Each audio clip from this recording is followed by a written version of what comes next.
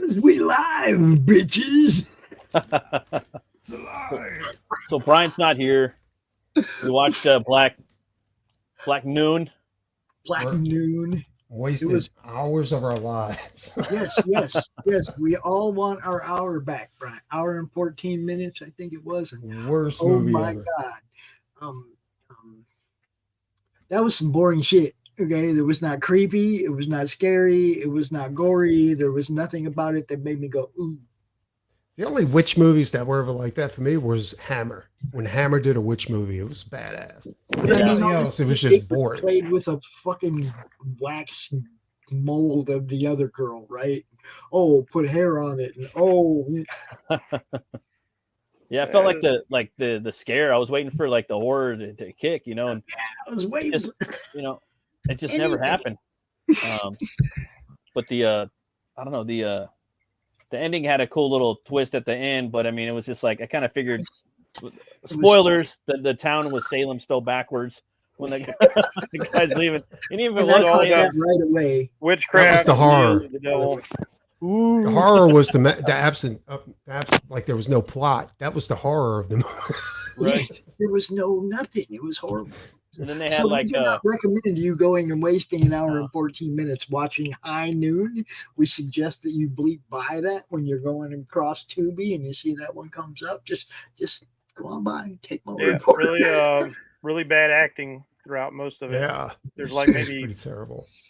Maybe a couple of high-end actors in there too. That's for the time anyway. Yeah, just kind of phoning it in. Brian was having Wi-Fi issues, and now we kind of think Brian just didn't want to be out here to get ripped about this movie. He couldn't. He's I think Brian's giggling to himself in his hotel room. Like, yeah. I got those guys. You know, it's like for a TV horror movie. I know that they tone things down, but we were talking about pre-show. Yeah. One of my favorite all-time horror movies is Dark Night of the Scarecrow.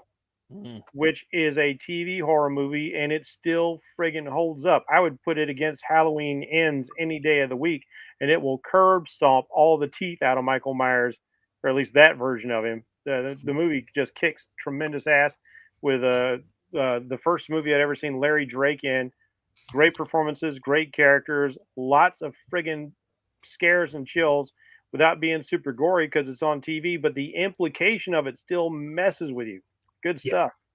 Yeah, and then you got like Salem's Lot and It. Those movies were both terrifying. Oh, God, man, that freaking for kid me it was floating kid, on the window, scratching around. the glass. And then Tim Curry. I mean, for me, that was my generation. I had watched Salem's Lot like later on, like because I was born in '83, so I was right there when It came out, and that movie terrified me. I could see Pennywise at the bottom of the stairwell in my apartment growing up. You know, I could visualize him like coming up at me.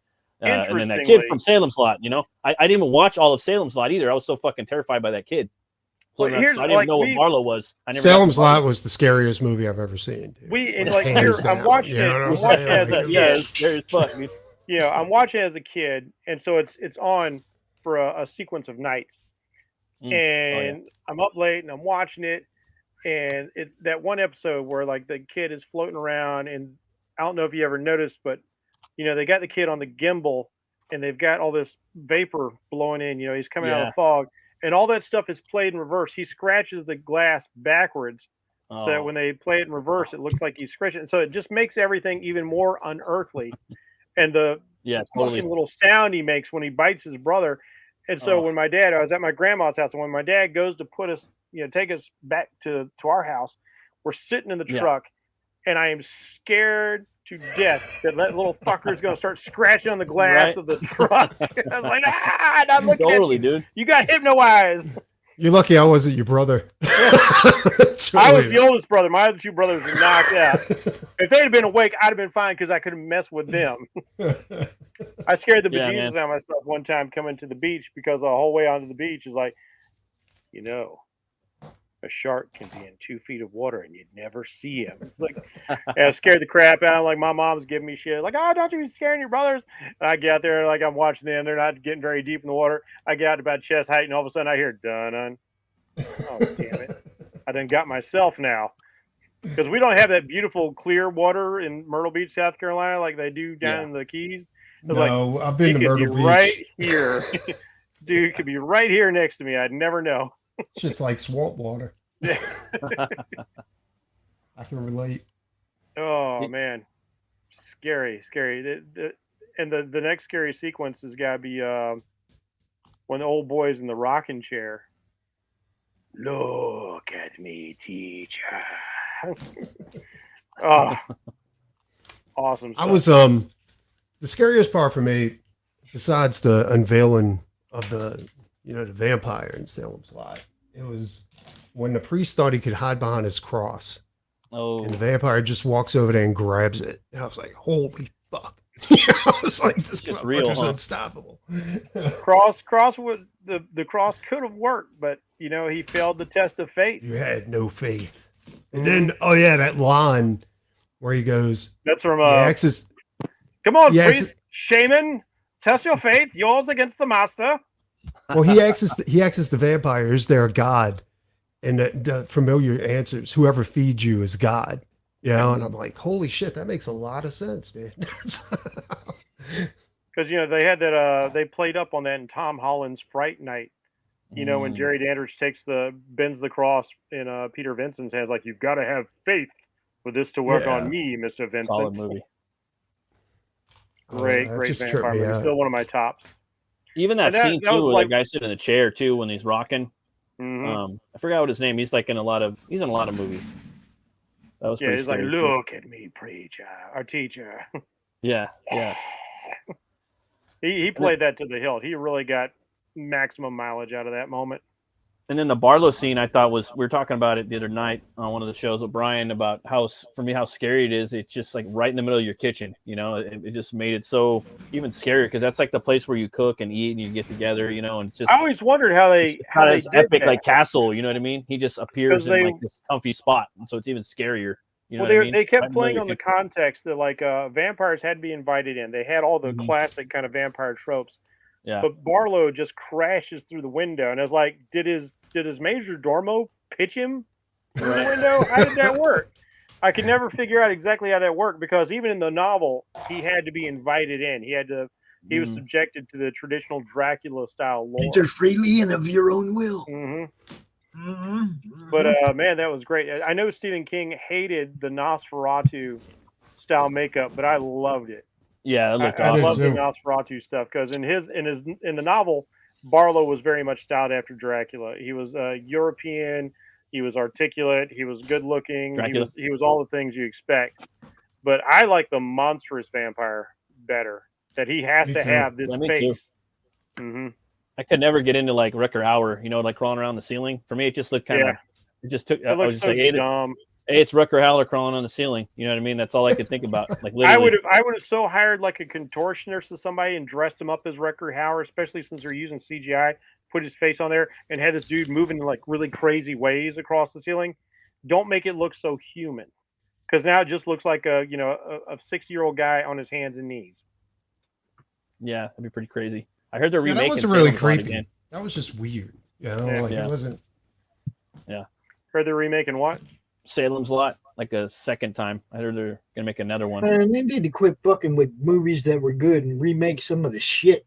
It's sad too because Rucker Hauer is such a good actor, and he was so wasted in that project.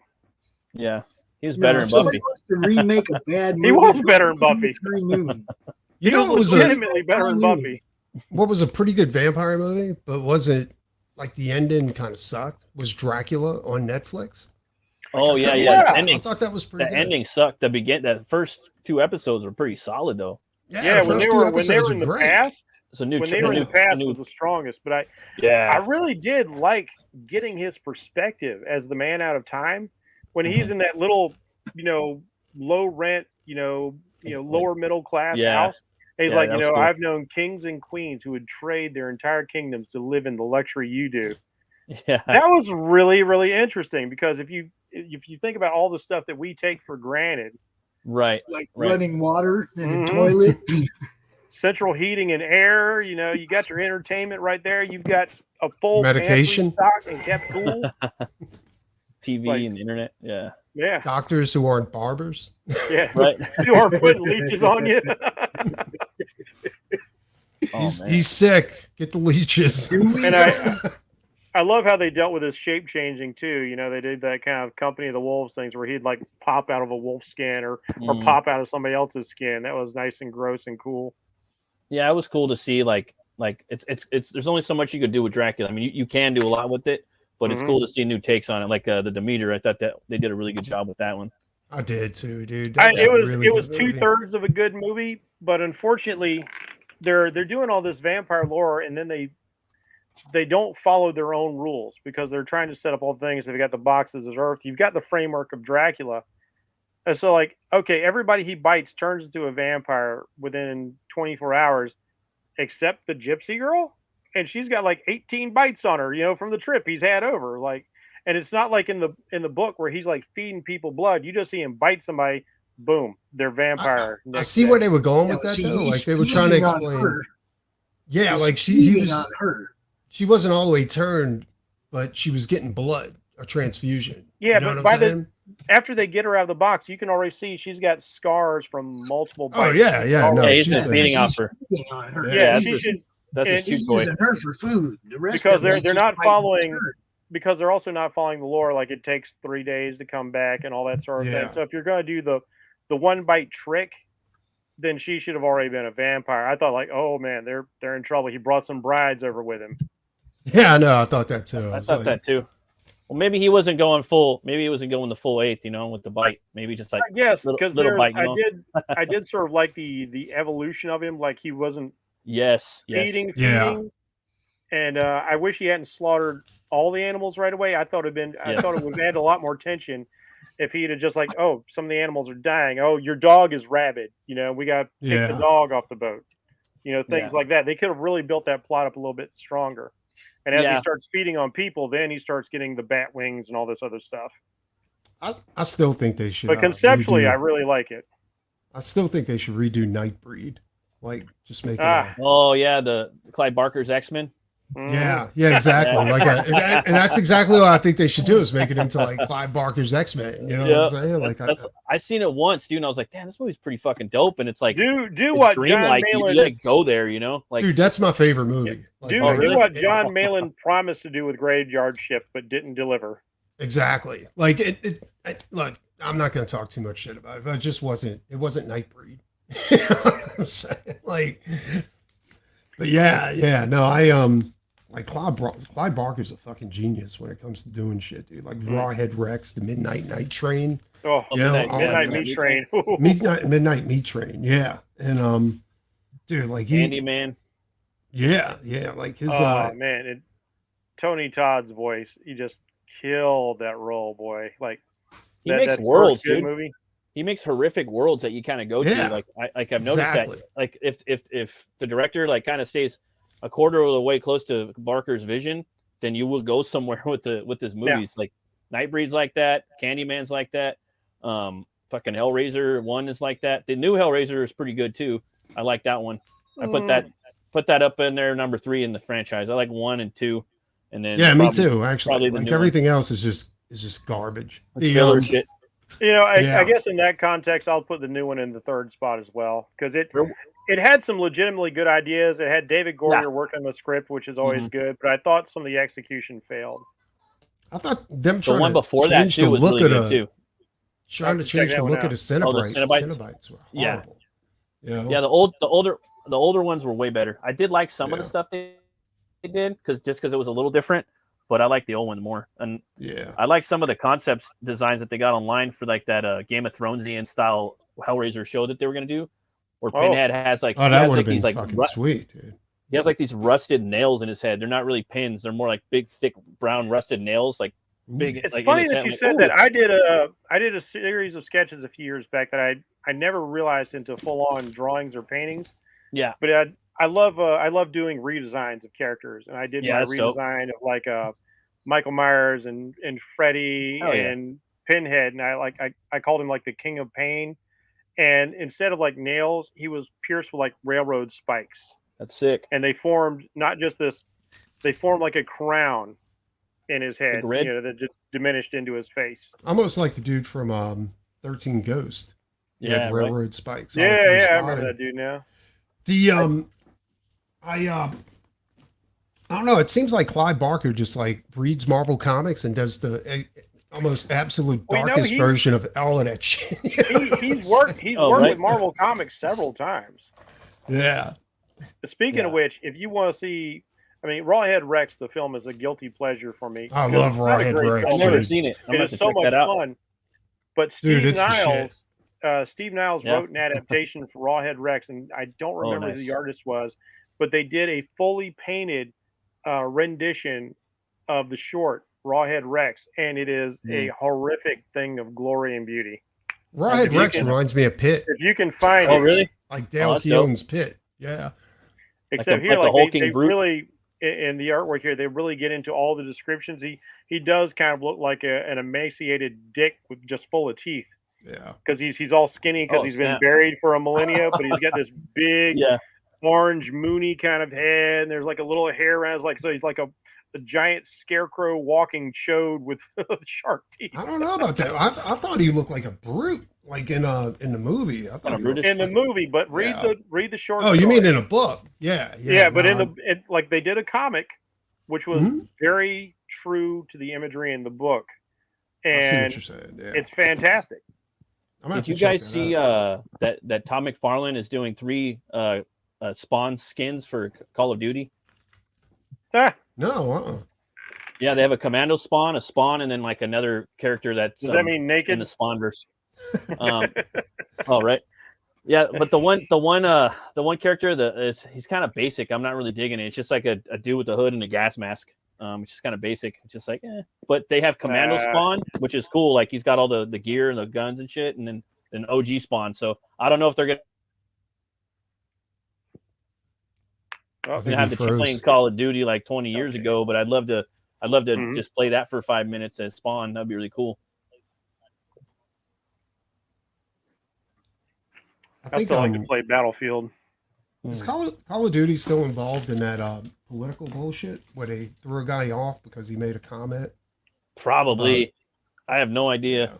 I just know it's like everybody fucking plays it. It's a weird platform to get political. You know what I'm saying? Like a game where you're blowing people up. Don't talk about trans kids, but kill that motherfucker right there. Right? Yeah, dude. Stupid as fuck. Yeah, it's the same old kind of weird argument that's been going on forever. It's like, the video game violence. Whatever. Yeah, I don't play video games really anymore, but like I don't, but this dude at work told me about Texas Chainsaw Massacre. He said it was really good. I'd like to play that. And I also wanted to play the Evil Dead like co-op. I think that'd be pretty cool, like to get that maybe. I've always enjoyed all of those games whenever they come out. What did you think of Rise? Like the Evil Dead Rise, that movie? I liked it. I thought it was awesome. I thought it was dope. There was things I liked about it. More things I really liked about it than things I didn't. I don't like to complain about, but I don't like that they made it a prequel to the Evil Dead because that doesn't make sense. Was it a prequel? It didn't. Not really. Like it was because they show the people at the cabin to start with, and they show like the lady at the cabin who she starts getting possessed, and then she bookends it. She's at the end of the film going off to the cabin. So that didn't make sense because then the Deadites would already be in the city. But if I take off the bookends, then that part of the movie by itself is pretty good, and that chick from Vikings really turned it out. Yeah, she did. She really turned it out. I thought it was amazing. A sequel. Wait, that wasn't the chick. Was that the chick from Vikings? Yeah, that was Princess Osling. Oh shit. Yeah. Okay. I thought it was a sequel. Because it talked about the 3 different Necronomicons, so they kind of kept it canonical. But they didn't have Ash in there either. You could go to a cabin. I know, and it was one big circle. Okay, because they start off showing like cabin in the woods. Yeah. And then there's a couple people out there, and the chick's out on the dock, and you're like, "Oh, what's wrong with you?" And then she starts fucking floating. You're like, "Uh-oh, we're getting this off with a bang." It starts pulling, scalping bitches. I think they just had to do that for like the certain like brand iconography, and she had to say like, "Come get some," at the end. Yeah. And she had to have a chainsaw. There's just certain things that no Ash, no Evil Dead. No, I agree, but the thing is, like, I agree with that. At the same time, It's like Pirates of the Caribbean without Jack Sparrow, man. Some things just don't work. If you're gonna have Evil Dead, you have to have someone better than Ash, like or just as good. Like maybe fucking Red from Mandy, like that. So you can't have a new Evil Dead. Movie The torch. Man, speaking of which, speaking of Nicolas Cage, like Cage in there, I could do that. You'd have to do a whole. Cage has been killing it, dude. You'd have to do a whole movie based on him passing the torch to the next guy. You can't anybody see Sympathy for the Devil, or leave Ash behind. I haven't seen that yet. No, but I'll tell you, like Willy's Wonderland and Mandy and a couple of these. Mandy. Yeah. These other movies where Nick is just getting to be batshit crazy are amazing. I love that you take him from Mandy, the character, and put him in Evil Dead. I'm good with that. Take Red, the lumberjack, with his big old fucking demonic biker slaying fucking motherfucker weapon. Put him in, slay some deadites with that. Yeah, I could get down with that and kill. Because I love how he's leaned into the fact that he's taking stock of the fact that half of what he does is like really legitimate acting, and the other half of what he does is just him going batshit crazy. Well, and he says I turn it up and turn it out at the same time. No matter what. Dude, Sympathy for the Devil, like he kills in there. Like he plays that crazy part. Like, I gotta see it. Oh yeah. I heard about that one. And Pig, he's in the cab with that dude or the Uber or whatever. yeah, that one looked good. It's like Collateral, but insane. Yeah. Oh man, but caged up. Yeah, it's like if you thought Tom Cruise was like scary and eerie in that as this professional hitman who just didn't give a fuck. All right, now like you said, cage it up. Cagey, I think he's our generation's like hammer actor. He's like our generation's like Vincent Price / Christopher Lee, because he's doing all these weird fucking roles. He's like, I don't know, dude, that's some big shoes to fill. He's got some big shoes, but I mean, he's what we got. You know what I mean? Yeah. And he's doing a lot of those crazy roles. You know what I mean? Like you could see him in Hammer's coming out.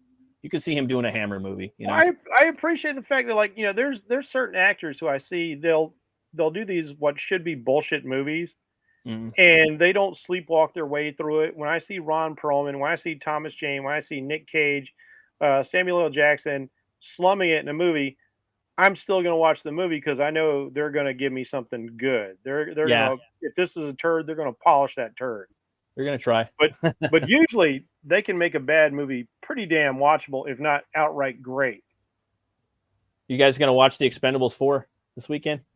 Nah, I don't watch those movies. It's like, I didn't even know it was coming out. Oh, yeah. It's been like advertising all over YouTube. I watch podcasts or listen to podcasts while I'm drawing. It just doesn't they're not showing enough for me to really big. I'm going to watch it. Yeah, the marketing campaign hasn't been that strong for this one. But the fights don't look, they're not dude, it's okay.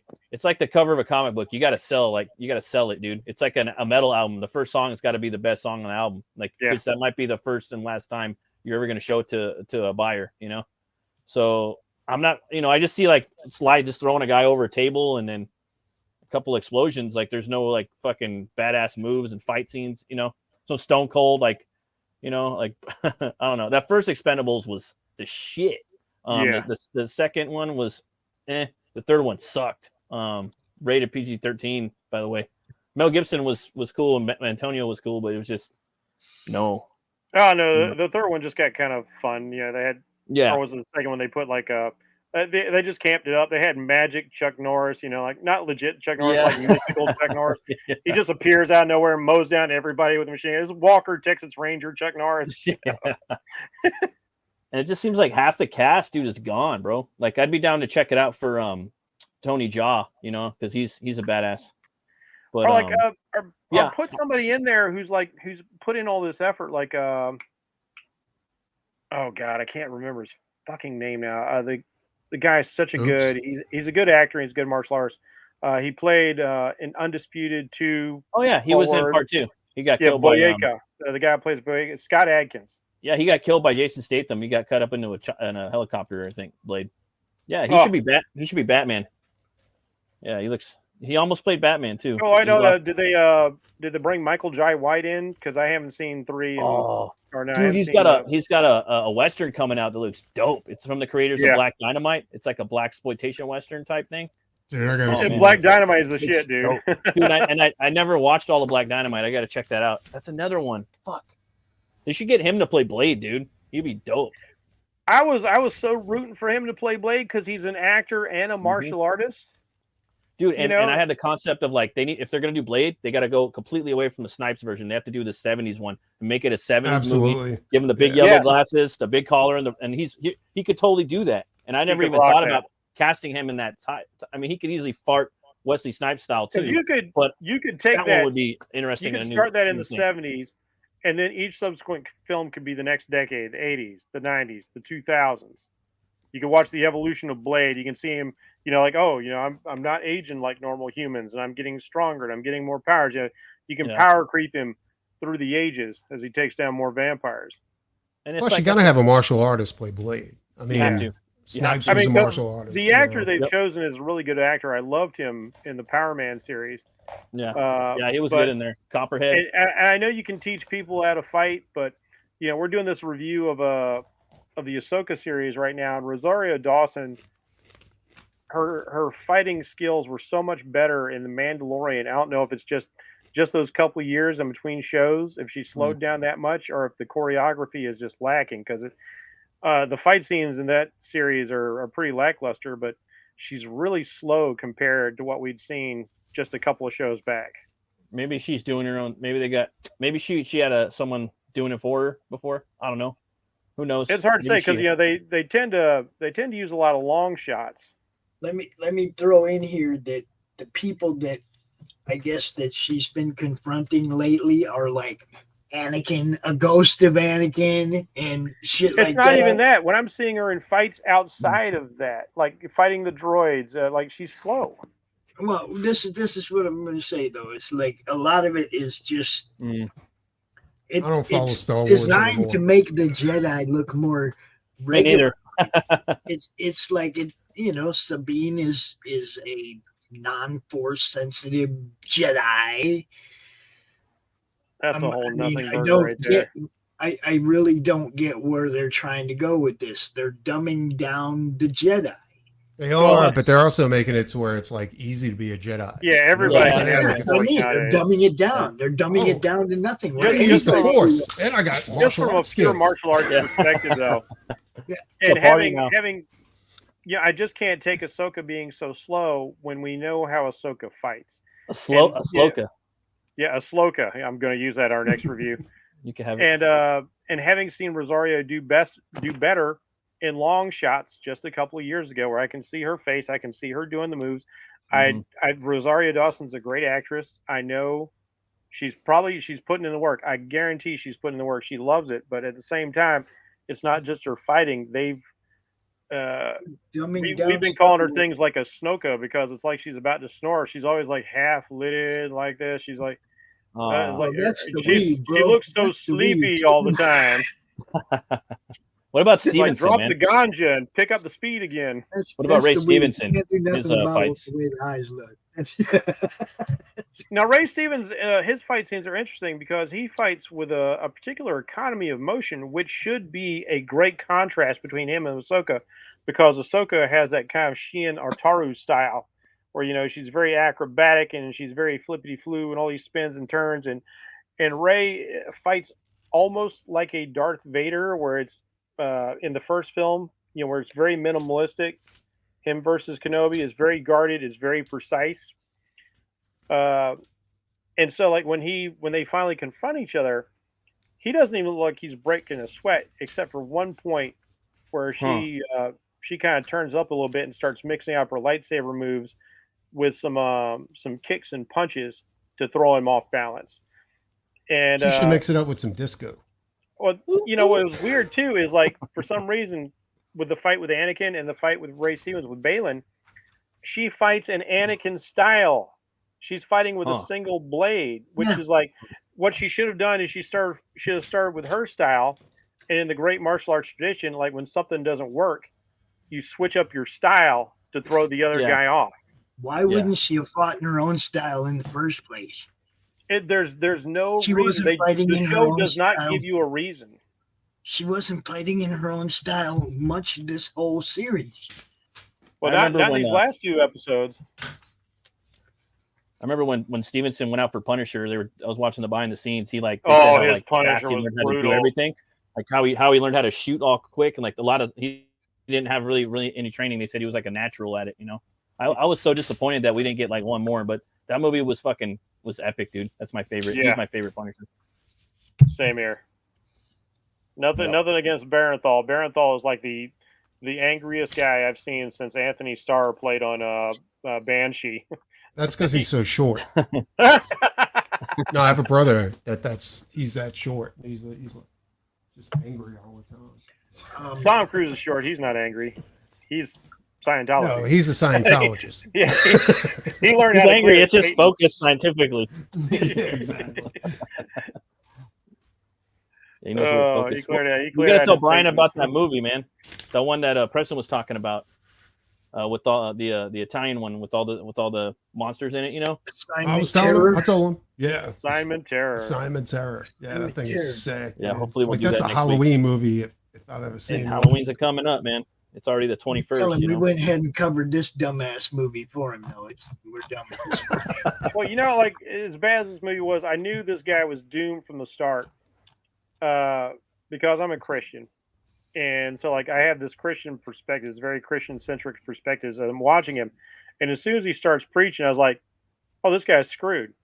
He is so screwed." He's like, and it might have been the style back in the day, but like he's doing this very charismatic style of preaching. So I was like, it's all about him. As a matter of fact, when he's reaching out trying to heal people, he's like, "Oh, listen to me, like follow." It's like said, and they said like he even says things like, "Oh, you healed him." They're like, "Oh no, he healed himself."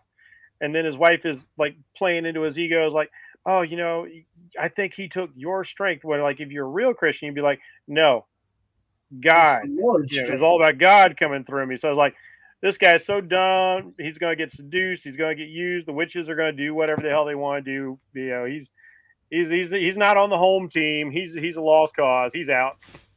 I think that City of the Dead, the one we covered months back with Christopher Lee, it's in like black and white, where they go to this Salem type town that's been possessed by it's like a witch put a spell on the town while she was getting burnt. It's in Massachusetts somewhere, and Christopher Lee is basically like a descendant of one of them. He's a college professor, and he sends one of his students there, and it's just a way better like style of movie like this. That's not a Western, but I would recommend that one, City of the Dead.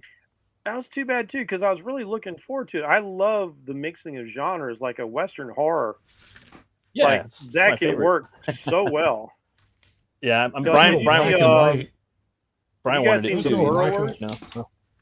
There was an old black and white vampire Western. Like, I don't know how good it was. I can't barely remember it. Like, I was a little kid when I was seeing it.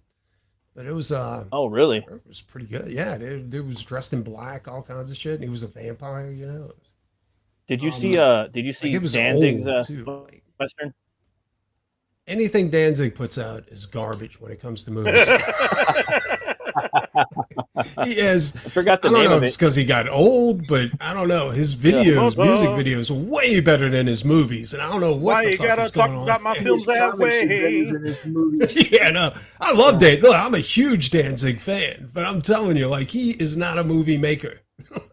And he's got to stop hiring porn stars for his actresses. You know what I'm saying? Like, I get it. They have a following. Yeah. But they're not banging in your movies. You know like, all right, Dan, like, you don't need to be trauma films, man. Yeah. Now, I have his comics are pretty decent, though. Dude, I was so excited when I heard there was going to be a Perotta movie. I was like, dude, that's fucking awesome. Man. I was like, I hope. But then I even told Brian, I was like, dude, did you know there was a Perotta movie? He was like, dude, be careful, because I heard some bad shit about it. I was like, fuck you, it's Danzig. So I went and seen it. I was like, damn, it's as bad as he said it was, or worse. It It called was so bad. Death Rider and the House of Vampires. Something like that. In Danny fact, they had Trejo in one it, part. Eli Roth. It was supposed to be in France. You know what I'm saying? But the street sign said something like it was like some street in California or something. Like Sunset Boulevard or shit. Yeah, have to do the Austin Powers thing where they're riding down the the hillside, like, and this looks man. nothing like Southern California, does it? Yeah, it was horrible. Yeah, It was baby. terrible. Now, have you guys ever seen a movie I called wanted to check it out, but you guys ever seen a film called The Burrowers? No, Yeah, I've seen I that. don't think so. that one's Yeah, pretty. it's That one's about decent. yeah, it's about underground monsters set in a western, and Yeah, they're planes, like the stalking planes. and taking people. It's really cool. Yeah, that one's pretty decent. Yeah, there's got, not too many horror Clancy westerns. Brown There's in it. probably Clancy Brown. There's not too many of them. Like there's probably like maybe 10. Like I'd have to really go and do a deep dive on it and look for all of them. I know Bone Tomahawk's up there, probably number one. Bone Tomahawk is Now, that's a brutal, classic dude. right there. Yeah. Yeah, Terrific cast. and there's some Great that kinda- story. Had you on the edge of your seat the whole time. Kurt Russell. Yeah. Enough said. That's right. Totally, You know, man. David Arquette and Does- Sid he Haig does and the seem little to find the good cameos. roles. From Dusk Till Dawn, I kind of like consider that like a loose modern horror western, you know. And even the the TV, TV show was horrible. You know, Yeah. but I was pretty bad. like the The TV movies were show great. should have stopped at the second season. Yeah. Mm. You know, John like when the Carpenter's vampires Vampires. got released. Almost good. They should have made a whole movie about that dude with the crotch like gun. Oh, Tom Savini. Sex Machine. Yeah, they should have made a whole movie about Sex Machine. You know what I'm saying? Like, Let's face it, Sex Machine was the coolest dude in the movie, and he was the coolest dude in the series. exactly. That dude. Like they pops should have up just like- went ahead and used. They should have made a movie. I mean, a TV show around Sex Machine hunting down like vampire porn stars and blowing them away with his crotch. You know what I'm saying? But dude, like, you know what's funny? They did, but it wasn't. He's in it's Gary Busey's son, but it's not Tom Savini, so it's not the same. You know what I mean? Yeah. Like I still like you know what I they mean? did with It's like Jake big Busey blonde. in there. I did. I like. They changed it. He's not a biker. I mean, he rides motorcycles. He's more like a weekend warrior. But he's not a college legit professor. biker. Yeah, he's a college professor, weekend warrior. That fucking blonde dude. You know God. what I mean? I wanted Tom Savini's But like it was New York biker. it was Dawn of the pretty. Dead. It was pretty funny what they did with him. Like he's this, like you said, he's this wannabe weekend warrior college professor. And what does he do? Like he lost his dick in an accident. He gets vamped out. And he gets his dick back, and so he starts building this sex cult. It's like this is so off the rails. I could watch, like you said, a whole season about this guy. It was. I enjoyed the show. There was some things that were kind of funky about it, but yeah, I think they could have they had some cool topics. Like And I like the guy did played like Richie a lot. Yeah, and then they had the whole like Aztec horror, like Aztec mythology, like mixed with they had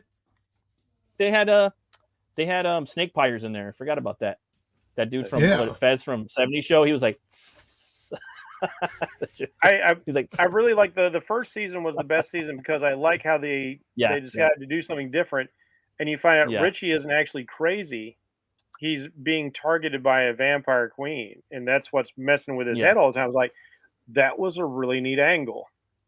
Yeah, totally. And then you have that but cop that's in there. Once you get past that, he's in he's in Kill Bill. He's in like three of the Tarantino and Rodriguez movies. Well, Don Johnson, he played the shit out of that role too. Yeah, I forgot about him in there. Yeah, that I did like the show. It was okay. He was definitely better, but it was okay. Yeah, like it got, like I said, past season 1, it got really campy. It just got weird. Was it Eli? Was it S.A. Morales from La Bamba was in there? He was like the main dude. He played Deathstroke, man, pretty good in the Teen Titans. He was really good at he looked dope, dude. He was like fighting. I saw a fight scene in a church. I was like, damn, he looks pretty dope. I can't stand like the Teen Titans show, but I loved whenever he would pop in as Deathstroke because he was legit. Dude. I seen some YouTube where he was fighting. I was like, damn, he's fucking good as Deathstroke. Like, he's selling it. And then I actually did like him from Dusk Till Dawn. I thought, like, you know, he was doing it. It's like, damn, he should get more roles. Yeah. This isn't like horror related, but like I went back and tried to watch Spartacus with my wife. Like not the movie, the TV series. The TV show? It was so bad. It was terrible. Oh, cheesy, huh? Like, why probably did I kind of think more this was like good. Like I don't even know why I thought it was good at the time. I still loved it. I loved it right until they like got towards like I guess when the original actor died. Yeah, they started kind of cranking up the cheese. It's like oh, Game of Thrones is killing its rating. Like we need more tits and more perversity. Yeah. That's what I remember. Like when it came out, there was a lot of that. And then whatchamacallit, he did that movie Gabriel. I think it's on Tubi. I remember watching that. I think it was pretty cool. If I'm not mistaken, he was like a fallen angel. It's one of those kind of like Legion fallen angel type prophecy movie genre, you know? Yeah. Pretty cool. I think that movie had some actually fight scenes in it. Well, I like that guy from what's his name, Minute, from Spartacus. He played Deathstroke in the Arrow series. Oh yeah, he was good. Yeah, he's dope. And I don't know how much actual training he's got, but like whenever he picks up a weapon, he looks legit when he fights. I'm not 100% sure, but I think he's a Maori, like, you know. Yeah, he's Maori. And he played the main orc in the Hobbit movies. So that was all him. Like, oh yes, he played Azog. I fucking love those movies, man. I was watching a documentary, right? Oh, I fucking love the Hobbit movies. I like them just as much and sometimes more than the original. I like the originals, but like the original cartoon. I don't. It's poor Peter Jackson. He got saddled trying to pick up the pieces after Del Toro left the project. He had Andy Serkis shooting second unit. He's like and you can see there's no build up in so many of the fight scenes that he's just kind of throwing stuff at the wall trying to figure things out. Because as soon as he got on set, there was no time for any pre-production. There was no time. He just got in the deep end and he had to figure things out. He got so exhausted working on that. He called in Bryan Singer off of Superman to shoot for a couple of days so he could sleep.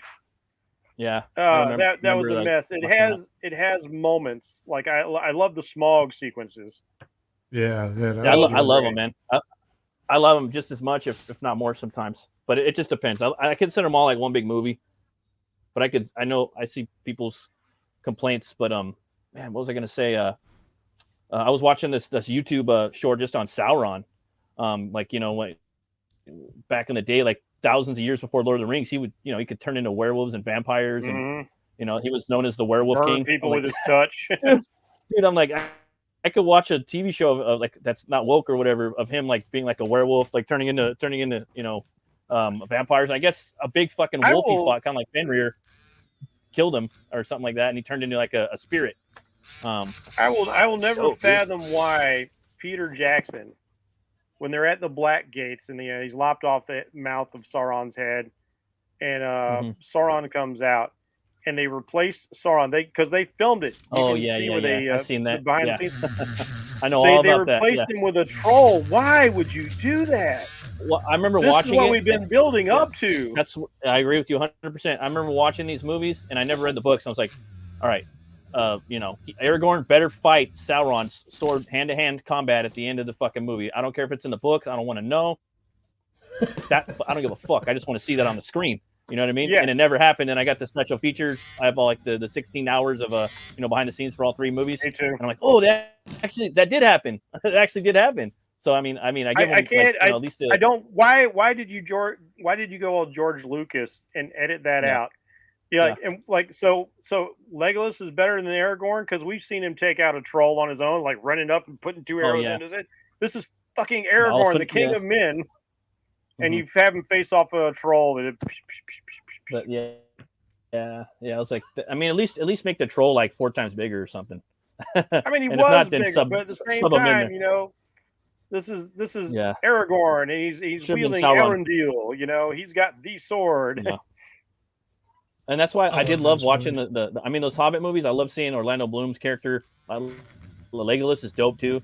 You know, like going and kick some ass. I like Beorn, that big werebear. That was cool. In none of those books. No, I know.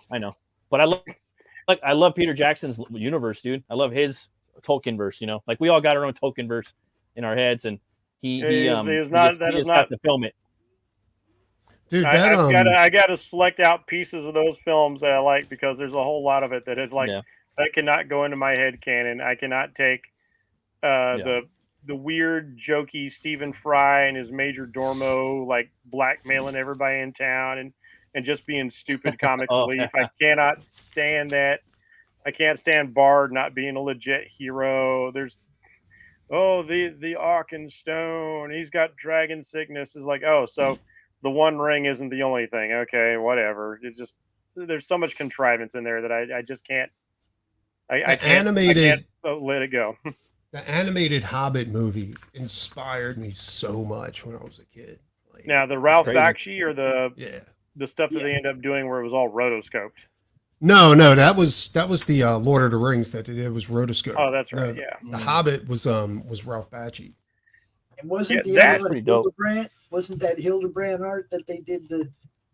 It's the same guy or whatever. Like it's the same animator that also did Last Unicorn and I never thought about that. It does look like Hildebrand art. It's all the same guy. Like it's it's definitely I can tell it's Last Unicorn style. It's definitely that studio, but Last Unicorn too, dude. That's one of my. When I saw that, I had no real concept of just how terrifying a dragon should be until I watched that animated movie. I was like, oh. I like that's the cool part though. Like in The Hobbit, where Smaug has that conversation with Frodo. You know what I'm saying? Oh, and yeah. Like, dude, that was like Smaug was the shit.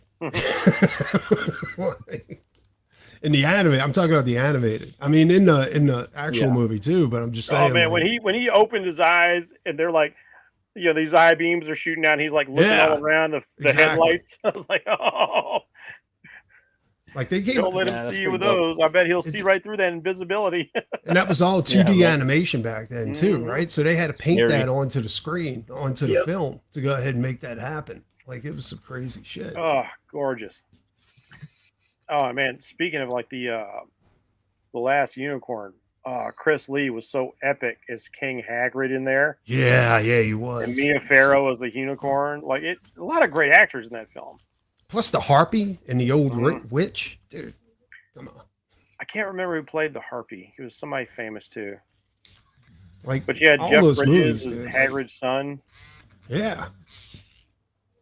And I think it's Alan Arkin. You know, guys, I gotta bounce right now.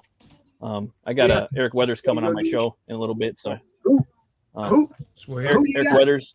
Eric Weathers going to be on the Open the Gates tonight, 11 o'clock over there on Matt's channel, Metal Movies. So I'm going to go get my beer and go do your thing. I'm heading out too. I got stuff to do. I'll talk to you guys soon. Y'all take it easy. Good to see you, Preston.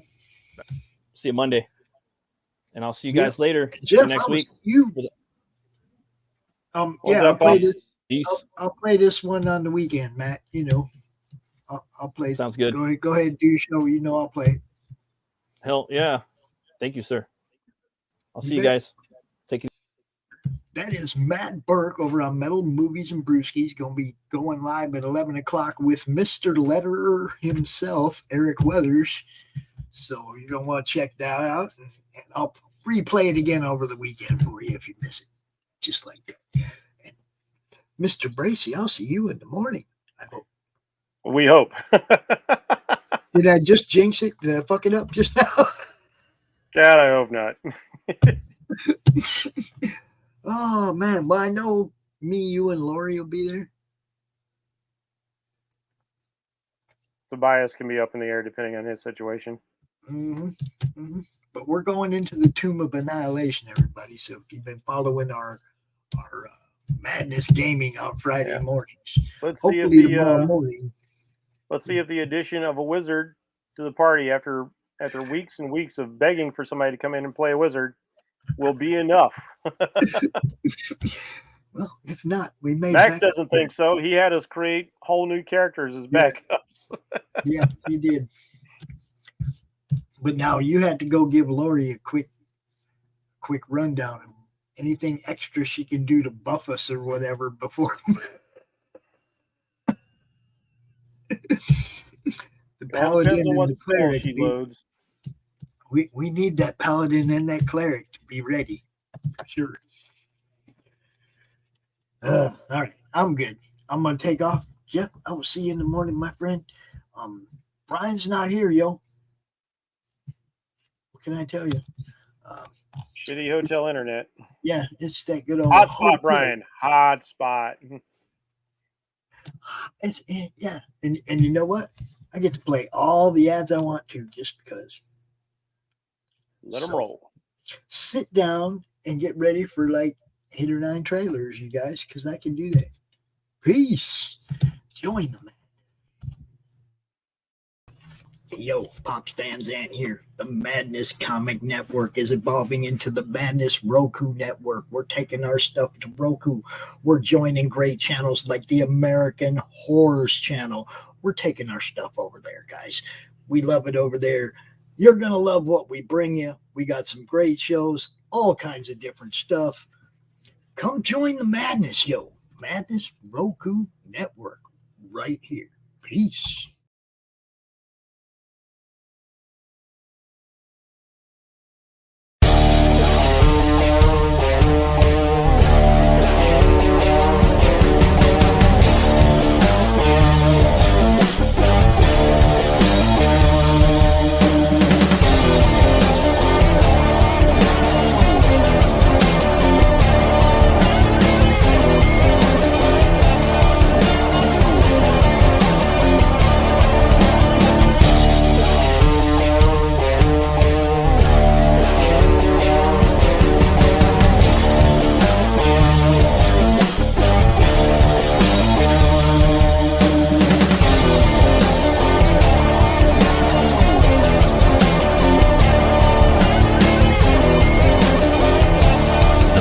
Entertainment Group presents the Madness Comic Network with original programming and additional comic-related content.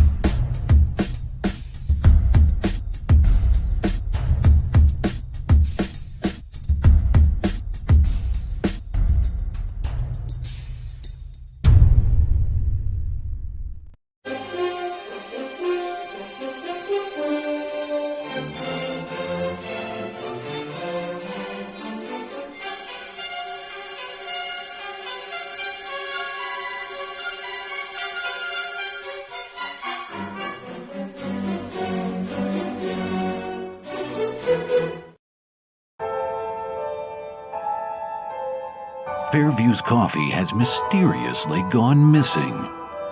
Mayhem ensues when strange, coffee-craving zombies plague the city. Detective Mickey Potatoes, an overworked public servant, uncovers why ordinary citizens are losing their minds and how to stop the coffee apocalypse. But it involves the mafia. And when you're you're dealing with mafia crime families, nothing is ever easy. The mafia controls everything in the city, including the police, including him. If he breaks the mafia, they will break him. So, the city is without coffee. The city is burning before his very eyes, but he's powerless. Detective Potatoes has the power to stop the coffee apocalypse, but if he does, he could lose everything.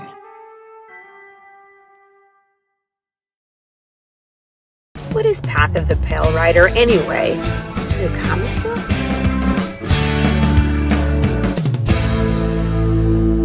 No, that's not it.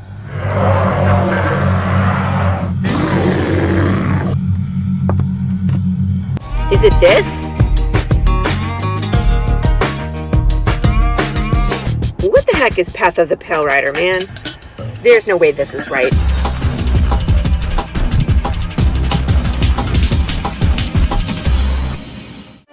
How about this? I have no idea. We're gonna rob a bank. Oh, it's this.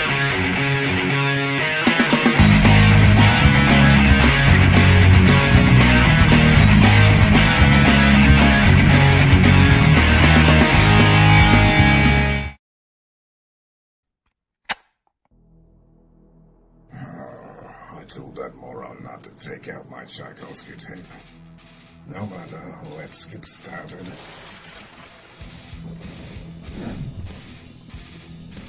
Here we are, Nancy Moon. The last time we left our heroine, she had just joined my esteemed colleagues at level M. And the soldier who cannot stop talking, a magician with money issues, and a vampire with a checkered past. But there are other teammates she's yet to meet. One in particular might be a little bit shocking for her. I do hope she's not allergic. Back it today, won't you? Like right meow. The Civil War was America's bloodiest conflict. Over 500,000 died to preserve national unity. When the war ended, Confederates like Harley Brogdon headed west, shooting games of the Army and gambling. When a card game turns deadly, Harley shoots in self-defense, killing the card sharp who threw down first. Wilfred Knorr, the card sharp's wealthy father, will stop at nothing to see Harley hang. Harley flees to Cobb's Gap, an old silver mining town at the foot of the Rockies. A remarkably peaceful town, especially after dark. But the sheriff harbors a dark secret, and no one dares go into the mines anymore. Cobb's Gap is full of secrets. People speak in hushed tones of something in the mines. Something worse than their cursed sheriff. Something even the Indians fear from the deepest pits of hell. Every secret will be exposed. Bronze Star. Order your copy at bronzestarcomic.com.